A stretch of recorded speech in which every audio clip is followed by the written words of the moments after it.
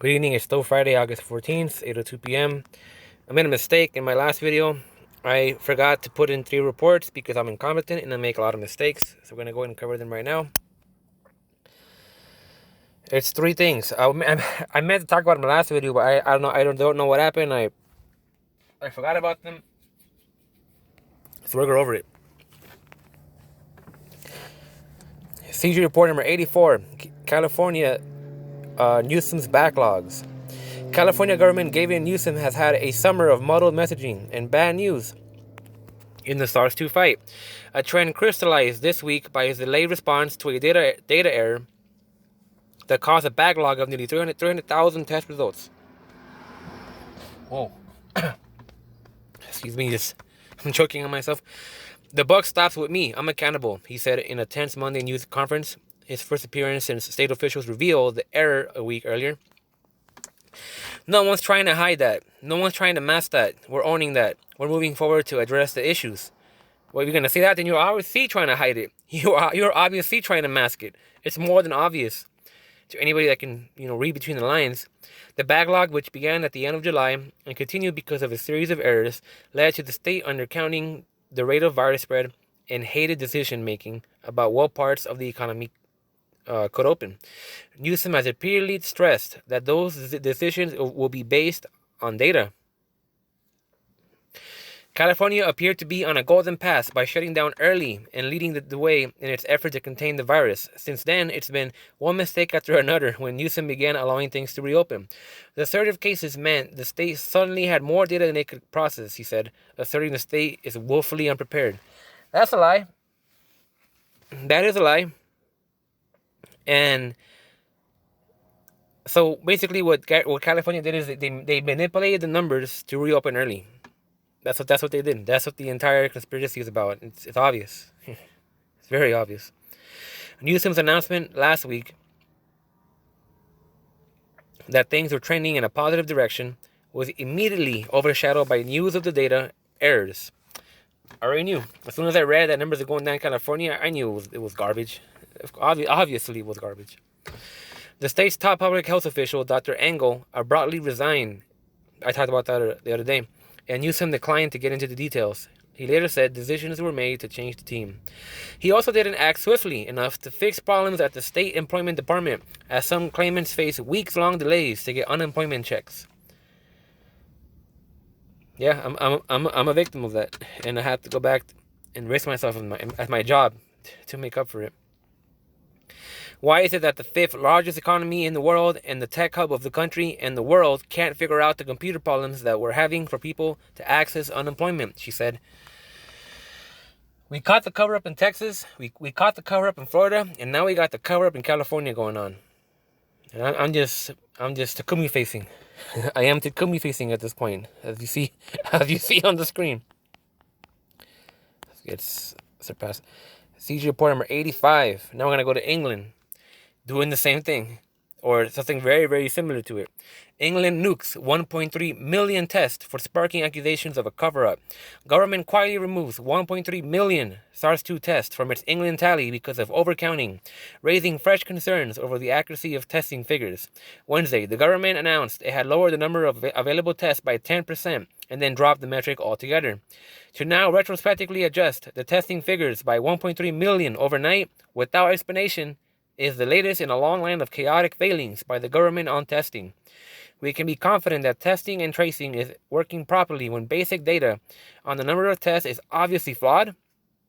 Ministers need to get a grip of this as a matter of urgency. This is not the first time the government has been accused of misleading the public over testing. In April, health secretaries claimed that 100,000 tests were carried out daily was questioned after it emerged the fewer included mail-out tests, which had yet been sent back for analysis. With so many families torn apart by this pandemic, the government must recognize the fall in public trust in their handling of the crisis. To avoid questions of fiddling the numbers, they changed the data and how they will rapidly build testing capacity. Revisions come as 750,000 unused tests were recalled from care homes, of all places, care homes, and individuals over safety concerns. The government needs to make clear what they mean by an adjustment and why the change has taken place.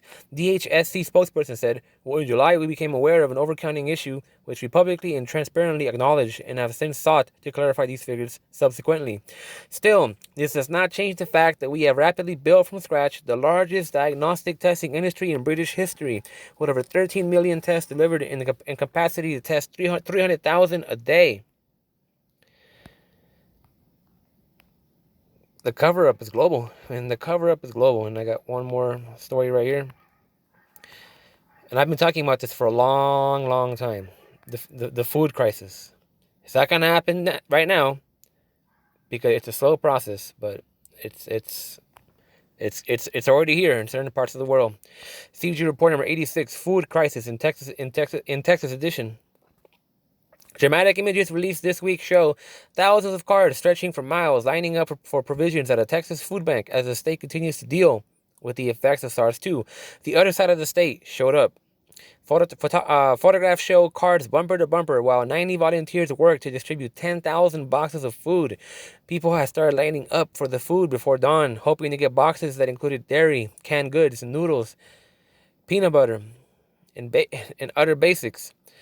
Richard Archer said, if it wasn't for this, we'd probably go hungry. With unemployment benefits cut, my daughter's husband's been laid off for 3 months, so it's been a struggle. If it wasn't for church and food giveaways, the kids would be going hungry.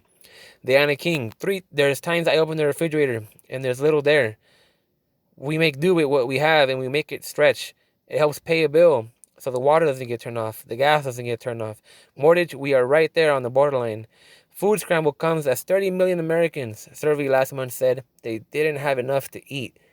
This marked about 12% of all people polled.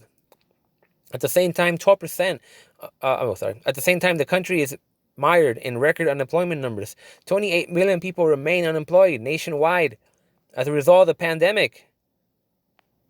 According to the Daily Mail, the numbers in Texas are dire. Dallas County has recorded 55,700 cases of SARS-2 and 794 deaths. In Texas, there are 524,000 cases and 9,500 deaths. The positivity rate in Texas is 24.5%, the highest since the start of the pandemic. The economic situation in Texas has been deteriorating, even as the number of new cases in the state peaked 1 month ago and has been declining ever since, although some blame this on declining testing. And I've been saying that many times before. I actually live in the West Dallas, but I came this far just to get help, Renee Highwater said. I mean, just if you go to the source, which I'll show you if it loads, you just see just miles of cars just waiting to get food. I mean, it's ridiculous. No one's talking about the hunger. I mean, I have seen personally situations where kids don't have enough food to eat. I take this very, very personal. It's just sad for me. The thought of people going hungry and to get help and to get mostly ignored it's horrible. And it's getting worse. I mean, I've mentioned it many times before, but in Nigeria, months ago, they were already robbing the A trucks, robbing stores back to back, block to block. I don't blame them. I mean, they're hungry. The government is not helping them. What a pathetic country, like the USA, to allow this to happen. And again, every government official in China should get arrested for allowing the virus to get out. Because the Chinese Communist Party is a criminal government, and they deserve to be punished. Anyhow, that's what I had missed. I somehow didn't add it into the reports. But thank you for listening. Subscribe, hit a bell if you want to help me out. Just share the video, ask a question if you'd like to, and I'll see you later.